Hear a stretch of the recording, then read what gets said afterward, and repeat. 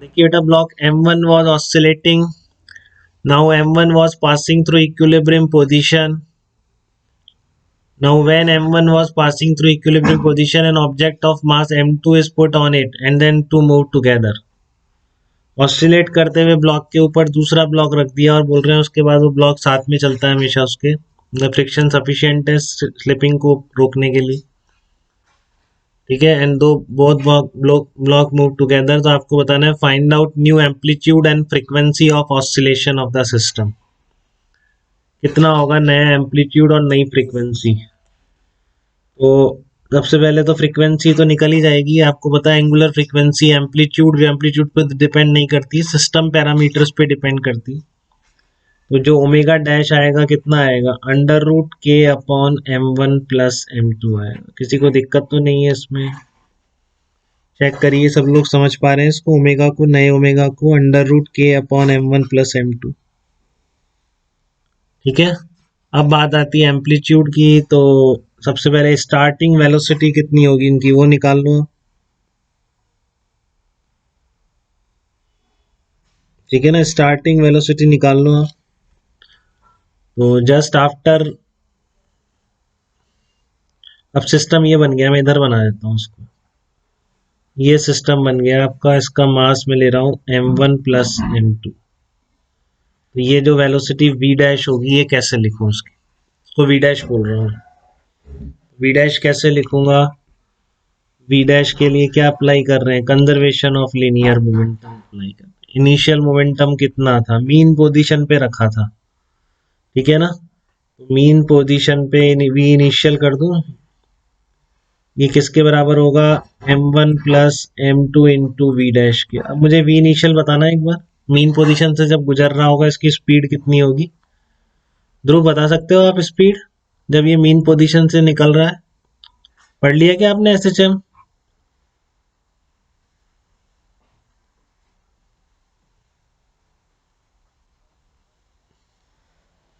कोई बताओ यार, मीन पोजीशन से स्पीड कैसे लिख लूं, पार्थवी आप बताइए।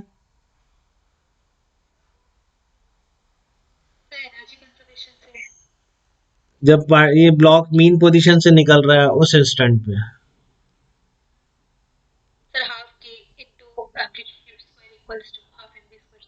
नहीं नहीं बेटा याद है अपन को, मीन पोजीशन पे SHM में स्पीड रिवाइज नहीं करा है भारती आपने SHM।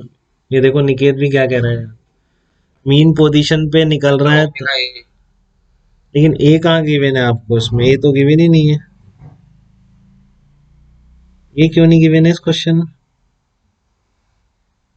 आंसर किस में, एक ही टर्म में ये ए गिवन होना चाहिए यार, एक ही टर्म में आंसर है इसका। हाँ, A dash find out the new amplitude and frequency, तो पुराना एम्पलीट्यूड पता होना चाहिए आपको, नहीं तो कैसे करेंगे, ठीक है। पुराना एम्पलीट्यूड पता है इसमें, यहाँ पे लिख दो आप, initial amplitude is capital A, initial amplitude equal to capital A, initial amplitude capital A बेटा इसका, ठीक है। भारतीय आप लिख देंगे, आप ओमेगा इंटू ए हो जाएगी बेटा V initial. Root of M by K रख दिया। अच्छा ठीक है, ठीक है, रूट के बाई एम, ठीक है ना। ओमेगा इंटू ओमेगा की जगह आपने रख दिया root K by M into ए, ये आपका इनिशियल वेलोसिटी होगी, ठीक है। तो यहाँ से v डैश कितना आ जाएगा आपका, v डैश आ जाएगा M1 into V initial upon M1 plus M2, तो ये आ गया M1 upon M1 plus M2 under root K by M1 आ जाएगा इंटू एम्पलीट्यूड, ये इनिशियल वेलोसिटी v डैश थी। अब आपको निकालना है मैक्सिमम डिस्प्लेसमेंट या मैक्सिमम कंप्रेशन, तो या तो आप एनर्जी कंजर्वेशन लगा दें, half K X max square equal to half M1 plus M2 into V dash square, उससे भी आ जाएगा एम्पलीट्यूड, ठीक है। नहीं तो आपको ये नया सिस्टम मिल गया जिसकी इक्विलिब्रियम पे वेलोसिटी v डैश है, तो ये v डैश किसके बराबर हो जाएगी, omega dash into A dash के बराबर हो जाएगी, ठीक है ना। तो एनर्जी कंजर्वेशन से ज्यादा ये सही लगता है मुझे, किसी भी और पोजीशन पे भी लगा सकते हैं, v equal to omega under root A square minus X square. अब आपको एक ए स्प्रिंग ब्लॉक सिस्टम है और आपको इक्विलिब्रियम पोजीशन पर इसकी स्पीड पता है v डैश, तो आपको क्या एम्पलीट्यूड नहीं निकाल सकते क्या? बिल्कुल निकाल सकते हैं। v डैश किसके बराबर होगा? Omega dash into A dash, ठीक है। या फिर आप एनर्जी कंजर्वेशन से भी निकाल सकते हैं, वो आपकी मर्जी है। तो v dash will be equal to omega dash into A dash. तो नया जो एम्पलीट्यूड पूछ रहा था ये, new amplitude and frequency, frequency तो समझ में आ गई हमको ये रही, बट एम्पलीट्यूड इससे आ जाएगा। अब ए डैश इक्वल्स टू क्या आ जाएगा? v dash upon omega dash. देखो निकाल पा रहे हैं अपन, आंसर मैच कराएंगे। अरे पेज ही खत्म हो गया मेरे पास।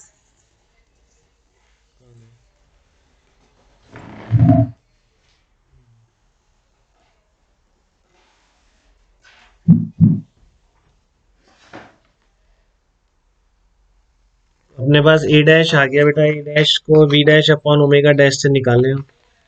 तो ए डैश आ जाएगा आपका m1 upon m1 plus m2 root K root m1 into पुराना एम्पलीट्यूड, और अब ओमेगा डैश कितना है? Under root K under root m1 plus m2, ये कट जाएगा। तो ए डैश कितना आ रहा है आपका? अंडर रूट m1 ऊपर आ गया, under root m1 plus m2 नीचे आ गया, इंटू ई आ गया। केवल इसकी टर्म में आ गया क्या? हाँ बिल्कुल आ गया, बस यही आ गया। नया एम्पलीट्यूड कितना हो जाएगा? Under root m1 upon m1 plus m2 into A, नया एम्पलीट्यूड आ गया। इस तरह से कहीं पे भी रख दे, कई बार एक्सट्रीम पोजीशन पे रख देता है, कहीं पे भी रखते हैं। एक्सट्रीम पोजीशन पे रख दोगे तो क्या एम्पलीट्यूड चेंज होगा क्या इसका? If block is placed at extreme position, if block is placed at extreme position, बताओ, if block is placed at extreme position then amplitude will remains constant। बोल दूं क्या? ऐसा है? गलत है? बताओ। then amplitude will not change। बताओ बेटा, अगर मैं इसके एक्सट्रीम पोजीशन पे रखूं तो ये स्टेटमेंट सही है या गलत है? ब्लॉक आपका ऑसिलेट कर रहा था इस तरह से, एक्सट्रीम पोजीशन पर, यहाँ तक एल नॉट थी, इक्विलिब्रियम थी। जब ये एक्सट्रीम पे था m1, मैंने एक m2 और रख दिया इसके ऊपर, तो इसका एम्पलीट्यूड चेंज होगा या वही रहेगा? बताओ,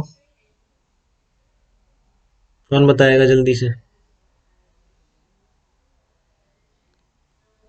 जब ये एक्सट्रीम ऑसिलेट कर रहा था, जब ये एक्सट्रीम पोजीशन पे था, एक्स मैक्स पे था अपने, तब मैंने इसके ऊपर m2 रख दिया, तो क्या इसका एम्पलीट्यूड चेंज होगा क्या? बताओ। इक्विलिब्रियम पोजीशन तो नहीं होती चेंज, पता है आपको।